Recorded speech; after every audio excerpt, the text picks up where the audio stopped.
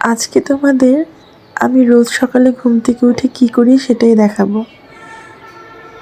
এই তো ঘুম থেকে ওঠার পর প্রথমেই আমার প্রথম কাজটা হলো কিচেনে গিয়ে লাইটটা অন করা, তারপরে সুন্দর করে জানলাটা খোলা, কারণ আমি সকালবেলায় উঠে বাবুকে স্কুলে যাওয়ার আগে একটা প্রিপারেশন নিয়ে থাকি।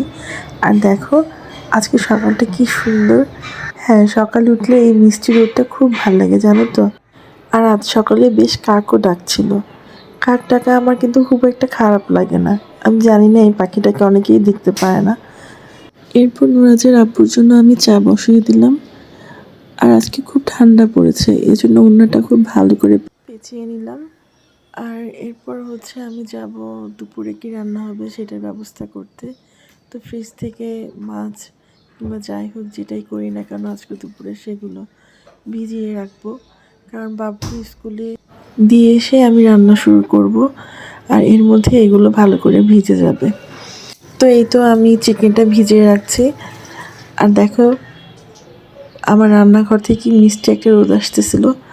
আর এখন আমার ছোট স্যারের জন্য তার ব্রাশে পেস্ট ভরে এখন তাকে রোজ সকালে আমার এই ডিউটি পালন করতে হয়।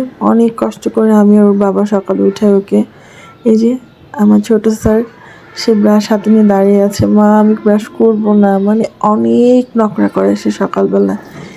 তো যাই হোক, এরপরে কিছু থালা বাসন ছিল সেটা আমি ভালো করে ধুয়ে নিলাম, কারণ কিছু কাজ আগে রাখলেই ভালো। আর ওদিকে স্যারকে আমি ব্রাশ করতে দিচ্ছি, বলছি যে মাম্মা তোমাকে রেডি করা দিলে আমি আসতেছি। তো সে ব্রাশ করতেছে।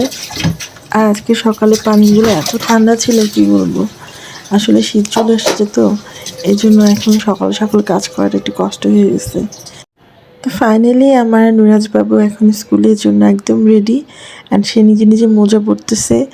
সেই ইদানিং অনেক বেশি একটু বড় বড় ভাব নেয়, তার বাবাও এটা খেয়াল করতেছে, আমিও করতেছি। অ্যান্ড এখন আমরা বেরিয়ে যাব, চলো। তো ঠিক আছে ফ্রেন্ডস, আজকের ভিডিওটা কেমন লাগলো অবশ্যই কমেন্ট করে জানিও। আল্লাহ হাফেজ।